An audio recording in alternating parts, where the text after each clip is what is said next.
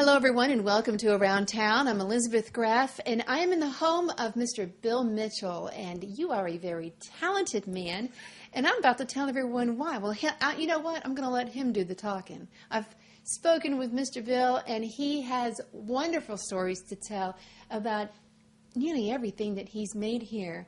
How are you doing today? I'm doing very well. I am glad you're here because for years I've been trying to get people to come by the house and see what I do. Mm-hmm. And voila, we're here, and we're going to talk about all this stuff. That's right. Okay, behind us you can see that there's some cars, and there's some airplanes, and some little people, too. And during the show, I'll show you some pictures of other things that he makes, these teeny little things. Teeny yes. detailed things, too. Anybody looking around here would say, you know, Bill, you have been at this a long time. Yeah. When yes, did you start? I have. Well, when I was a boy, we lived in the San Joaquin Valley, Fresno, California. Mm-hmm. In 1941, when I was 7 years and 3 months old, World War II started. Mm. My oldest brother was 11 years my senior.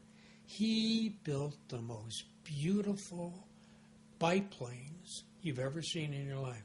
Now, these were the days where aircraft kits were primarily little balsa strips covered with tissue and a great deal of work. Mm-hmm. Every component was a separate piece. The ribs and the wings were carefully cut out of stamped balsa sheet. It took a lot of time. I was fascinated with what he was doing up to the time that the conflict broke out. Well, by spring of 1942, he was in the Air Force, and I'm the last of 5 children, but he was the one that I was closest to. Well, you know, let's be patriotic when you acquire the skills. Let's build some model airplanes. I'll show you a book that dates back to 1943, which will show what model airplanes were like in those days. Right, yeah. The first one I built, I was 10. The difference between that and now and what we're looking at is great. In the first place, it was solid wood. Right. And it was built... So it wasn't the balsa? No, solid wood. So it must have been heavy. Oh, yes, pine, and it was built at, that was at 1/72nd scale. You know, that gives me an opportunity to talk about this whole business of scale. Right. Now my wife makes quilts, so all of the components are exactly representative of what the finished product's going to be. Well, obviously, because I love airplanes and cars and just soon see people, obviously I could not possibly have all the cars that are up there in full scale. Right, no. Well, you have to have some fantastic garage. Oh, yeah. Well, now that brings us to this, and you're going to say, what in the world is What this? kind of car is this? Well, this is a Mercury. Okay. This is a 1959 Mercury hardtop coupe. Now, this is a pretty sorry mess, but the reason that I'm showing you this is to explain where in the world model car kits that we experience today had their genesis. All right, we're going to get a history lesson. I love history, so bring it on, All right. Mr. Bill. The dealers recognized that it would be nice to have a memento of the transaction when Daddy bought the new car. Mm-hmm. So they went to the toy manufacturers, and as a matter of fact, this was made by the AMT Corporation of Birmingham, Michigan. AMT stands for,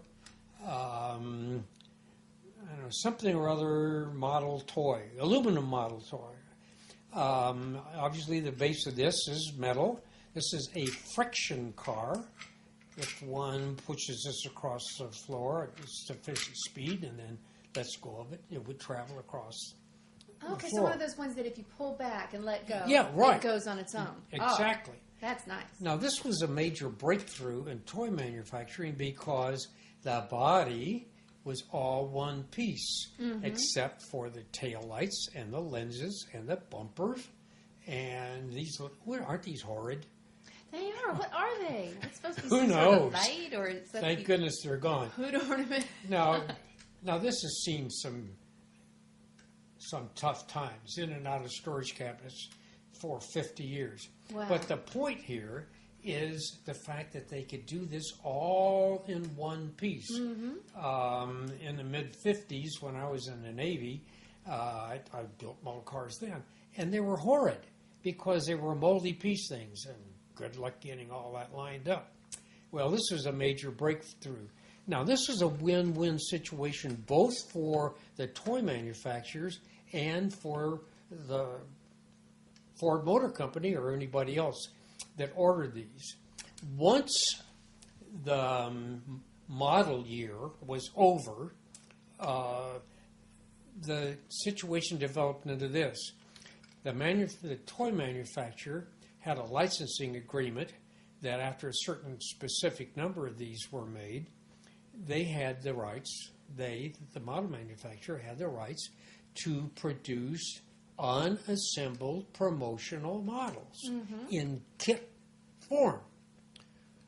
It was a win-win situation for everybody, for the toy manufacturer, for the automobile producer, and for folks who wanted to build a model.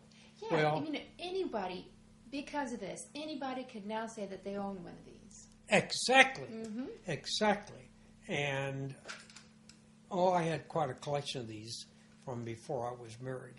And now, let me tell you how in the world I got involved in building all these model cars. Because I could. Yes. Right. Some people will come and look at stuff and say, oh, I'd like to do that, but I don't have the patience. Well, yes, it does take patience, but it also takes eye-hand coordination.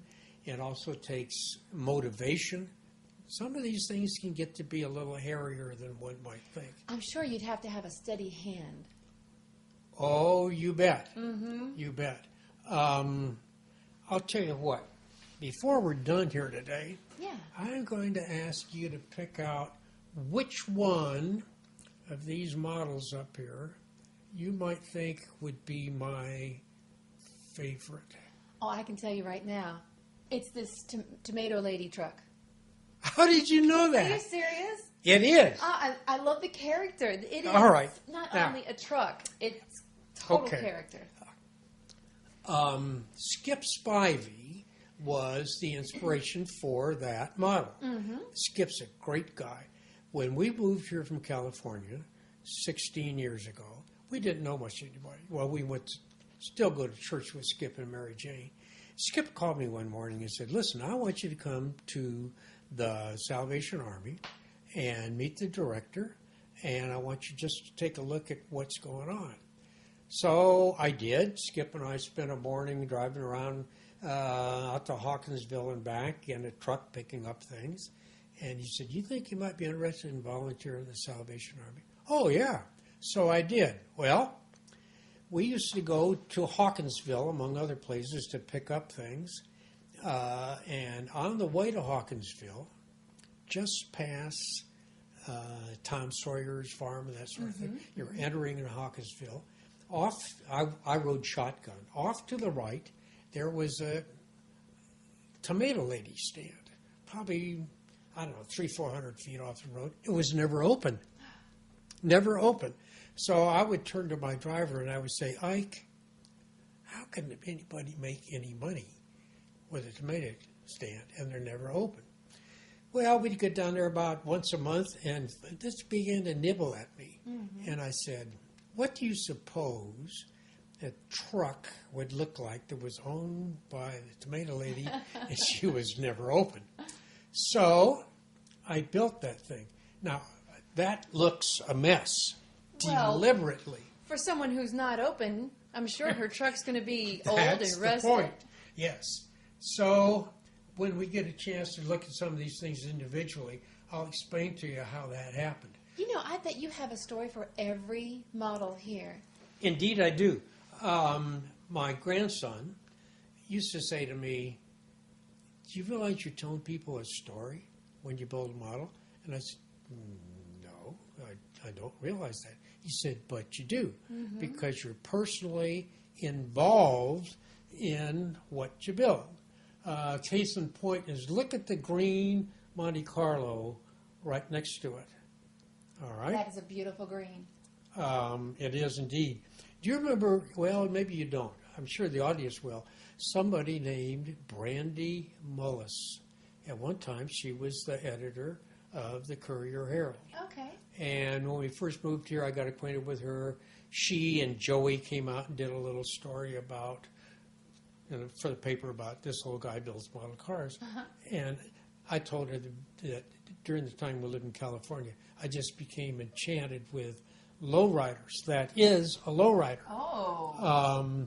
The Hispanic car enthusiasts really started the whole idea of lowriders. So I had to have a lowrider. And next to it, you'll find a beautiful yellow 32 Ford three-window coupe and That is so cute. a purple tuner. Mm-hmm. When we lived in California, the Japanese youngsters who were sons and daughters of executives and had considerable spending money would fix up their imported cars. They had direct access to what's called the JDM, the Japanese domestic market. Oh.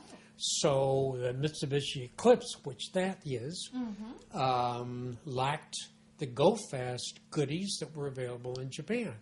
Well, these youngsters had the wherewithal to procure them, and they would take them to specialty shops who would install the parts and tune them up. Hence the name tuners. Yeah. Tuners are still out there. I'm a truck nut. I can tell you have Yeah, the quite a few majority of trucks here. those are trucks. And let me explain how in the world I get the finishes I do on the ones that look shabby. Actually, that's more work than the glossy finishes. So making them look older is harder. Yeah, Okay. because what I do, first of all, everything in here is airbrushed. Can't possibly get the finishes like that. They don't come to you painted. You paint Oh, it no, yourself. no. You do such great work. The detail. Well, it's all airbrushed. When I want the faded, nasty-looking finish, I start with Krylon rust-colored paint, and that's tough. That's not enamel. Then I airbrush on various colors, and then I wet sand and polish the top paint so that you go through it to the underlying primer. Wow. Then that can be enhanced, as I did with the Tomato Lady, by airbrushing on. Now, actually, those are very flesh-colored tones.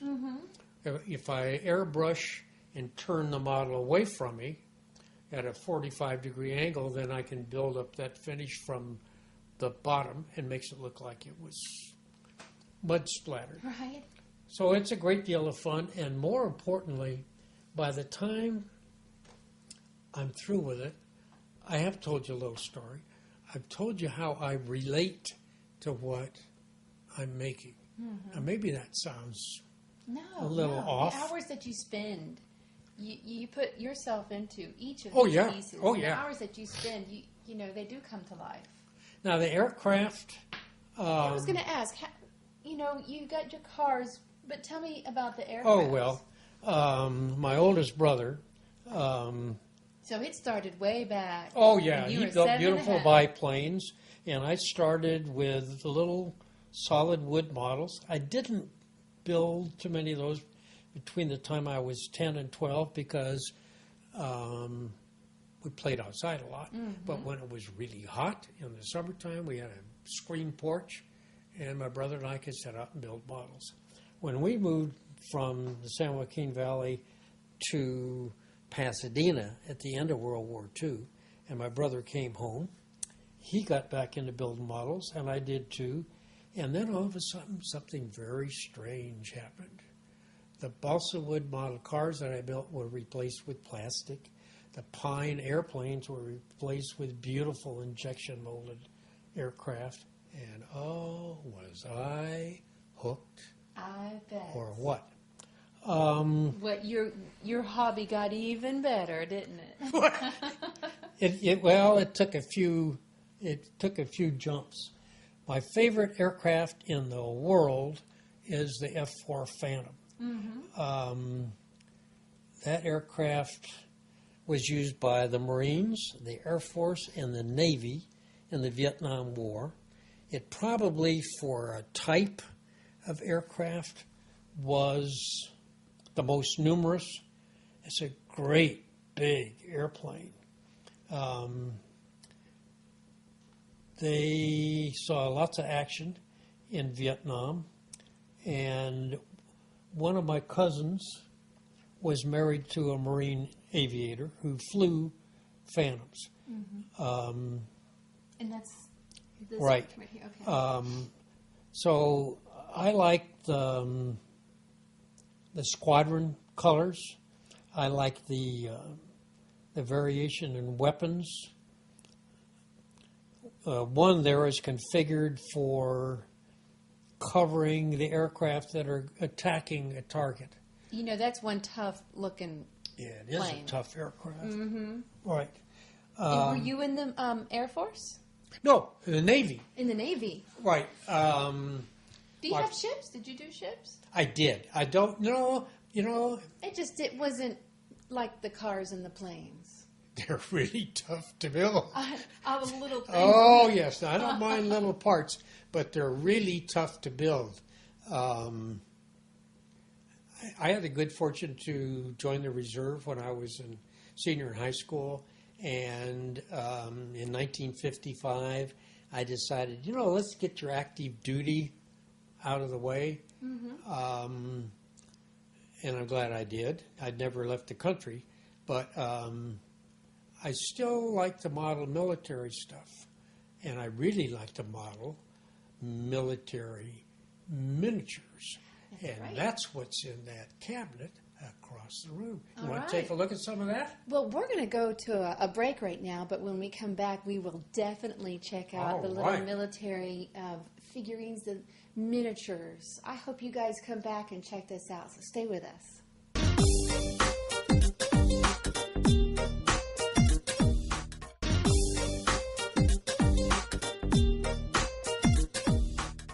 Hello, everyone. Welcome back to Around Town. I'm Elizabeth Graff here with Mr. Bill Mitchell. And like I promised, we're going to talk about those little military miniatures. And when I say little, I mean little. And they aren't just, they have so much detail on them. Oh, they Just do indeed. Their uniforms, their faces, and, everything that they're carrying. It's just fantastic, the work that you do on these. Well, I appreciate the fact that that you said that. I'm fascinated with these. Let's take a look at one or two of them in Sure. a little detail. Can we do Okay, that? Sure. So tell us, describe what we're looking at right here. Well, these are military miniatures. When I was a boy, they were toy soldiers, and they were pretty crude. Now they're anything but crude. I got involved with this because there was a marvelous hobby shop owner in Southern California who specialized in this sort of thing. And one day I wandered into his shop, and he was all alone. And I said, John, he was working on a figure. I said, John, I could never learn to do that. I could never learn to paint a face.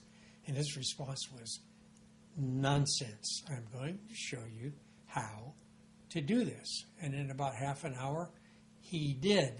And it was really fairly easy. I mean, if I can detail the engine on a hot rod and the cockpit of an aircraft, then I can learn to do this. Now these are, I like to work for the most part in one particular scale. Mm-hmm. These are 54 millimeters, theoretically, from the foot to about the pupils of the eyes. I love this because this is metal, for one. Okay. Obviously, the Roman period. This guy is obviously a big shot. If you look at all of the filigree on the breastplate, the leather skirt, this is a He is full decorated. dress uniform. This is quite heavy. People say, how in the world do you do a face? It's really very simple. Yeah. For one, the real live figure is 35 times bigger than this. Mm-hmm. And a lot of people go to the trouble of painting an eye. No, come on, let's not do that. All you want to do is just suggest the eye. Where I really enjoy building up the finish is in this area, such as all the breastplate on here. One learns a good deal of history. You paint this figure from the skin out, literally. Once the skin tones are established and the eye and the facial features are the way you want them, then everything else just becomes a matter of building stuff up layer at a time. You start getting him dressed. Exactly. And one learns a great deal of history doing this. And this is just so much fun, I can't believe it. Now, I want to talk about not only this figure, but I want to talk about the manufacturer. Sadly, the people who develop these figures, two guys named Emery and Risley, have both passed away. One of the things that was groundbreaking in figures made in this country was their animation. They were both artists of consummate skill. Wow. And one could order from their catalog any pose you wanted. You wanted a certain stride, you wanted the head turned one way or the other. That could easily be accomplished. I'm just fascinated by the Revolutionary War. Mm-hmm.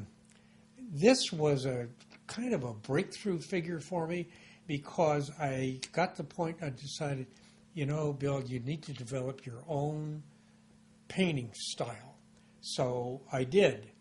This face is not as detailed as some of the others in here, but it has a certain charm to it for me.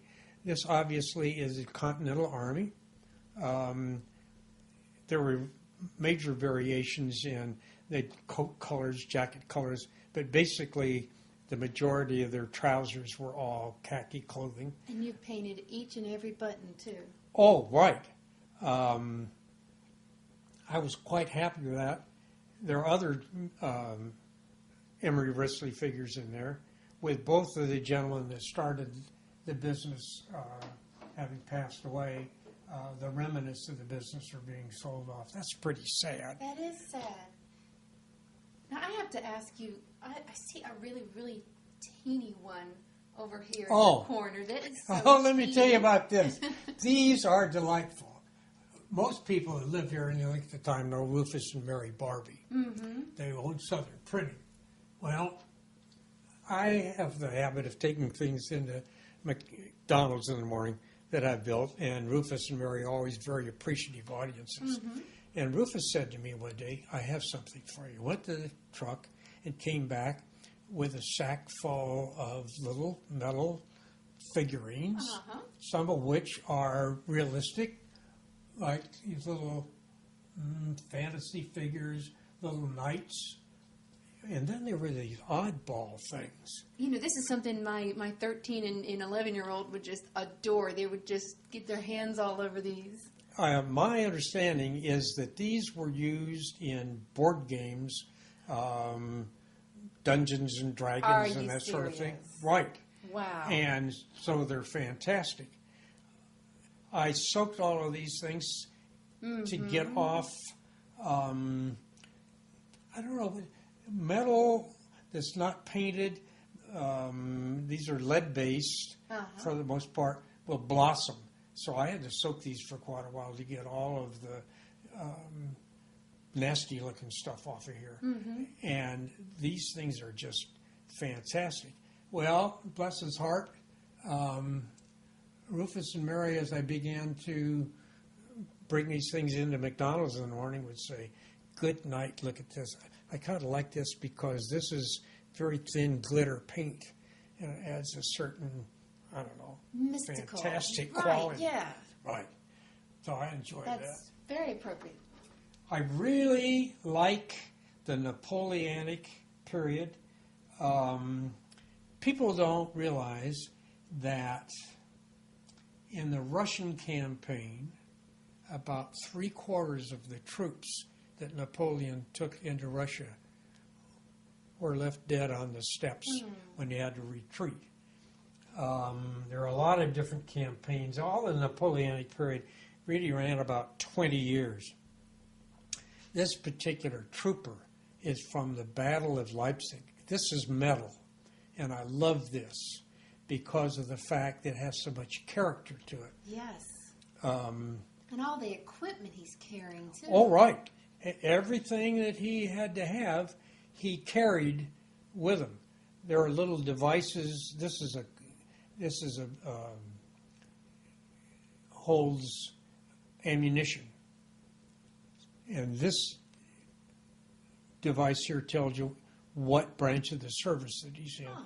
Everything is here. His bread, his bedroll, everything he needs in here.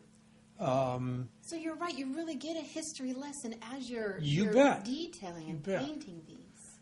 So I love this. The ability to develop the appearance of the texture of the fabric is pretty easily learned. It's dry brushed. The majority of the paint's removed from a wide brush and then very carefully applied. I really like that little figure. I was happy with the results of that. He looks like he comes from a cold area with all that Now, on him. This is also part. I was hoping you would talk about this. Oh, right. This might be one of our political leaders Yes. because it's half man, half elephant. When I got this from Rufus and Mary, there was no trunk. Oh. So I thought I need to come up with a trunk. Plastic models such as this are cast with a lot of extra stuff left on the end of the plastic sprue. And so obviously when this was ejected from the mold, this thing was bent. And I thought, could probably make an elephant's trunk out of that. And I did. What really is going on here, I don't know. But this is kind of a... Your guess is as good as mine. These little flowers are made from... The source of this is Rufus and Mary and their Southern printing. When calendars and that sort of thing are made, then there are punchings. And Rufus gave me big bags of punchings. And I said to myself, Bill, you can make little flowers out of those. And I did. You did good. They're cute. But my real motivation is in building this stuff is not to win contests, but I seem to have done pretty well. This was for Superman. Is this guy right here? This is Superman. Indeed it is. Wait till you guys see this one. Kit goes back to, I don't know, 1960 something. Oh, wow. And I had this kit for a long time. That's and a then I fierce finally looking decided, Superman. You've got to do this up. One of the things I like is the fact that one is bigger. I had to kind of walk a delicate line with this because it is, after all, a comic book figure. But I thought, well, but it's also the subject of some motion pictures. So I said to myself, Self, let's compromise here, and let's do the torso and the uniform and the cartoony style, but let's make the face look a little bit more realistic. You know what the hardest part of this thing was painting the bricks. Are you serious? No. And so I thought, where am I going to find models for painting the brickwork? All I had to do was look across the driveway at the house next door. Did you let them know you were staring Oh, at their yes. house? But this is kind of fun. Pretty silly, but it's something I really enjoy. Once in a while, I have to take a break from this stuff that's just so hard to do. Yeah, yeah. So this was fun. And the fact that I actually was fortunate enough to come home with, Yeah, something to show for it. framed that was better. third place. Very good. To tell you the truth, there are other awards right here, and I don't remember. This is a third. This is up in South Carolina. This was the second place, and I don't remember what that was for. Mm-hmm. That doesn't really bother me that I don't remember. Behind the door here are a couple more, and then not mounted, I have 3 other awards that first, second, and third place in one contest. That was pretty nice. Yeah. But I don't have them framed or not up here. That's really not my motivation. That's just sort of the icing on the cake. Mm-hmm. I asked a fella for critique at the last contest where I won the first, second, and third, Yeah. and he said, "You're really pretty good." But I'm still not impressed with myself. I have quite a ways to go. Yeah, I've heard that you are your own worst critic. Oh, absolutely. Absolutely. So that's pretty much it. Well, why don't we have a seat? And I would like to talk more about you. You do some volunteering. Why don't we have a seat and talk about you? Oh, yeah. I enjoy that. All right. Okay.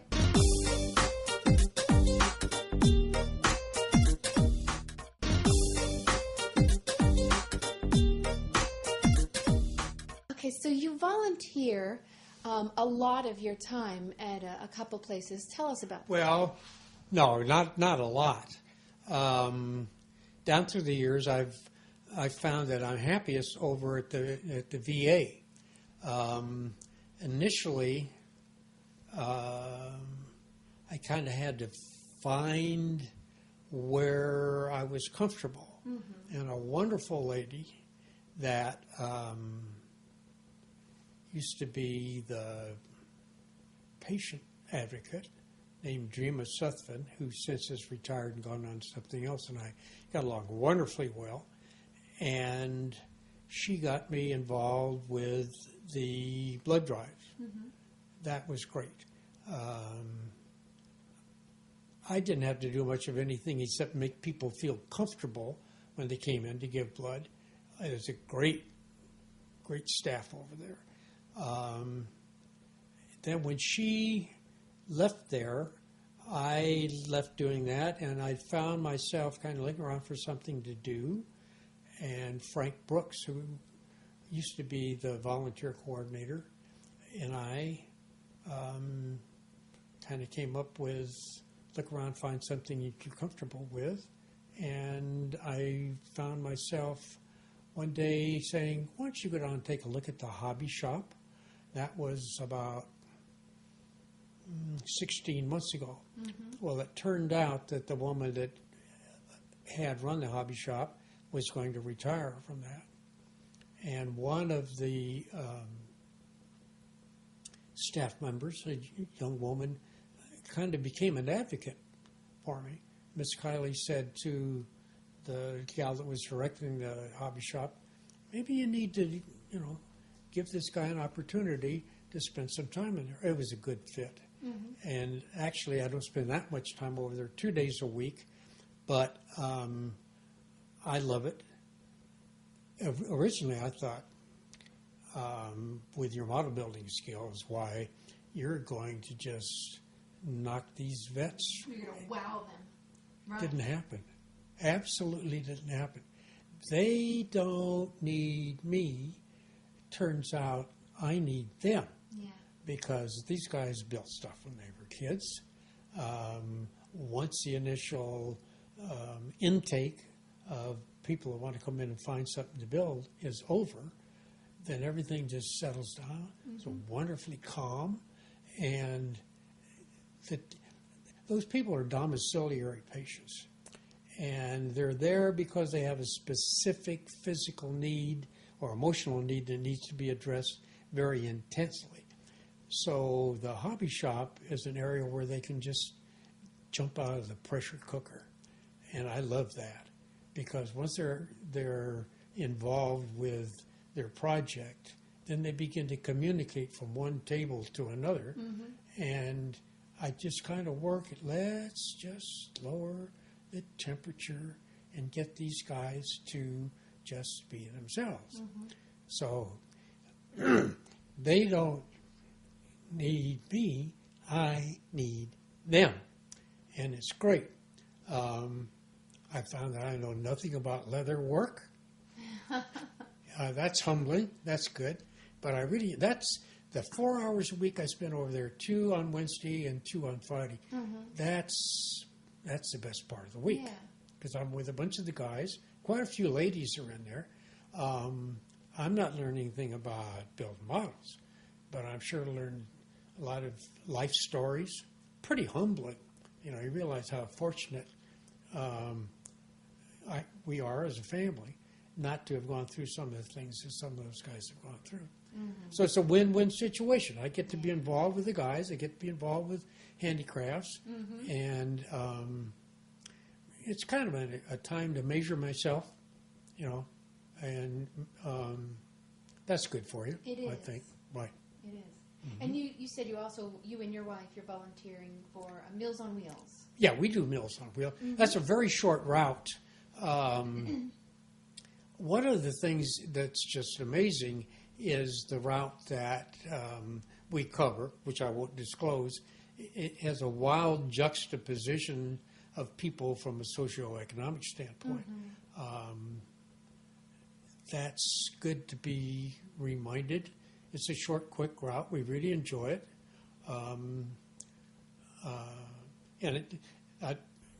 That particular route is all manned, as I guess most of them are, by people from our church.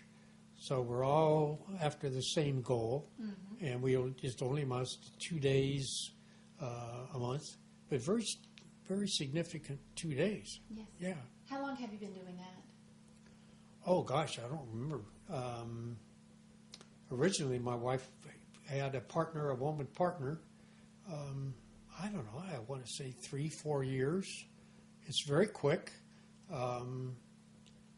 It's a highlight of the month. You do it for probably takes us about 45 minutes out there, a little more than an hour, portal to portal. It's good for you. I enjoy that. It's very good to be able to help someone too. You betcha. Both at the Meals on Wheels and at the VA. Absolutely.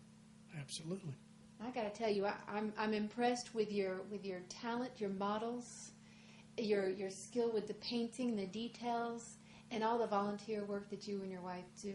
It's just, wonderful. She does a lot of volunteer work at Fairview. Been there for a long time. Yeah, you told me it was 4,000 hours of volunteer work? That's what she tells me, yeah. Over a period of pretty much 16 years. There have been some rearrangements on volunteer time over there, but she still puts one solid afternoon a week over there. Right, it's good for you. Yeah, it is. It's very good. Well, Mr. Bill, I really appreciate you having me out here, showing us your models and giving us each story that you gave for them. Very interesting. And this is something I'm going to remember forever. I really appreciate this. I really enjoyed having you here. Well, thank you. And I thank everyone out there for joining us, and we'll see you next time on Around Town.